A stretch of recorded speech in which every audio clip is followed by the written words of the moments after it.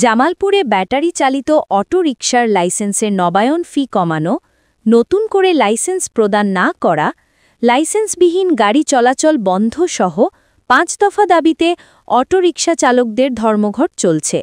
জামালপুর প্রতিনিধির তথ্যচিত্রে দেখুন বিস্তারিত। আজ সকাল থেকে ইজি বাইক ও রিকশা মালিক শ্রমিক ঐক্য পরিষদের ডাকে এই ধর্মঘট শুরু হয়। দুপুর ১টা পর্যন্ত এই ধর্মঘট অব্যাহত থাকবে। এতে করে শহরে বন্ধ রয়েছে সকল প্রকার ব্যাটারি চালিত অটোরিকশা চলাচল।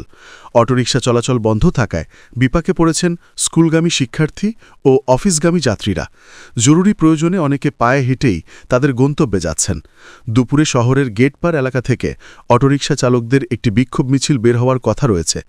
অটোরিকশা চালকদের ৫ দফা দাবিগুলো হল: ব্যাটারি চালিত অটোরিকশার লাইসেন্সের নবায়ন ফি কমানো, নতুন করে লাইসেন্স প্রদান না করা, গাড়ি রং করা সিদ্ধান্ত বাতিল, যানজট নিরসনে শহরের প্রবেশপথগুলোতে চেকপোস্ট বসানো ও লাইসেন্সবিহীন গাড়ি চলাচল বন্ধ করা।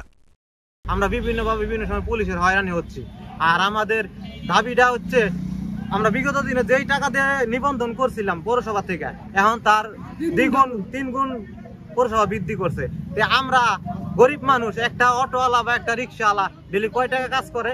একটা অটোর নিবন্ধন দিনও যদি প্রতি বছর ৬,০০০ টাকা হয়, তাহলে তো আমরা এই দেশে বাস করা আমাদের পক্ষে সম্ভব না।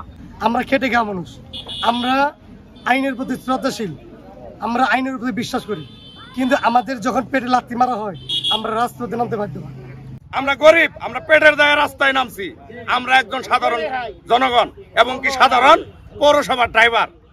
আমাদের যদি এরকম অত্যাচার জুলুম করা হয়, তাহলে আমরা এর চেয়েও কঠোর আন্দোলনে সামিল হব।